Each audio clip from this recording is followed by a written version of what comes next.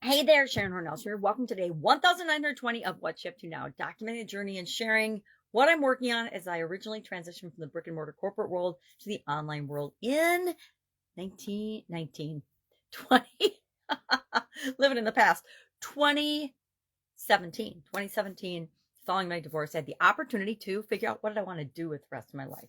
And since I was older, I didn't really want to go back to corporate America. I didn't really want to, and I ended up doing it, starting other businesses, but I wanted to explore the internet and the online world. Never done it before. And I was super curious, dabbled in little bitty things, little social media here, little social media there, a little bit of website here, little website there, little blogging, but never a concerted effort to actually do anything business related online. So I wanted to try that.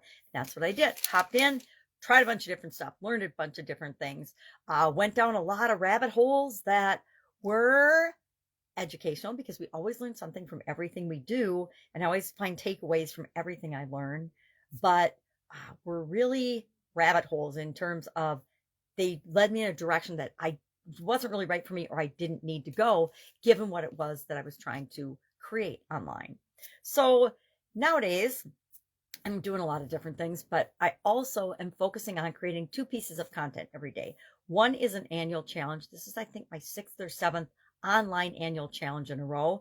This year's is the Get Your Goals annual challenge. So every day we're talking about something goal related. This month, we're focusing on our spiritual well-being, our spiritual health, and we're going through the process of all the different topics not all, a lot of different topics just I randomly selected with respect to our spiritual well-being, spiritual health, spiritual goals. And at the end of each month, we're spending the last 7 days going over the specific goal process that we identified in January after reviewing probably 20 some different frameworks or goal frameworks so that we could pick the process that we're applying throughout the entire year to install it in our subconscious so that getting our goals, achieving our goals, getting what we want in life will become automatic.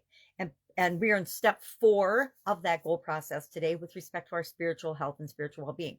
We identified a goal on day 1, step 1. Well, actually, we identified our situation, our current and our desired situation, step 1. Step 2, we then created a SMART goal from that. Step 3, we broke it down into little bite-sized pieces. Step 4 today is what is our strategy and our plan for achieving our overarching goal. And then we'll go through the rest of the process, the rest of the days of this month.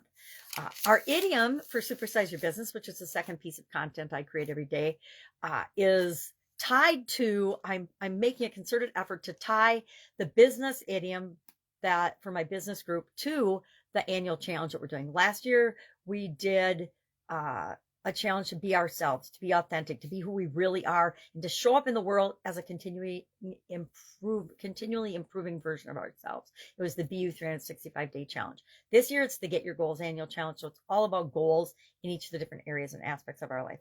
And I like to tie the idiom to the Supersize Your Business group for a couple of reasons. Number one, makes my life and my job a whole lot easier when it comes to creating content and staying on the same wavelength of content that I'm creating. It also challenges me to find idioms that fit with what we're talking about. And I don't know about you, but when it comes to building businesses and supersizing businesses, to me, goals are an integral part of that. So today's idiom I've never heard of. It's chop wood, carry water. And it's about enlightenment. So it ties into our spirituality.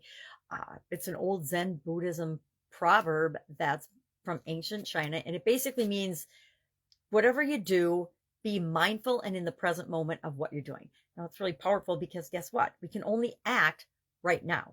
We can regurgitate and relive the past and take the lessons that we needed to learn from that. But the future is not guaranteed. The only time we can take action or do anything is in the present moment. We want to make sure that the actions that we're taking for our business and all the areas and aspects of our life actually are us intentionally choosing and making choices that are in our own best interests. So I've never heard this idiom, but I'm going to be thinking about it all day today as I was last night because it's really interesting and I can find a lot of examples in life to apply it to. So that's it. If I can help you anyway, ask. Otherwise, have an awesome day and I'll of course be with you tomorrow.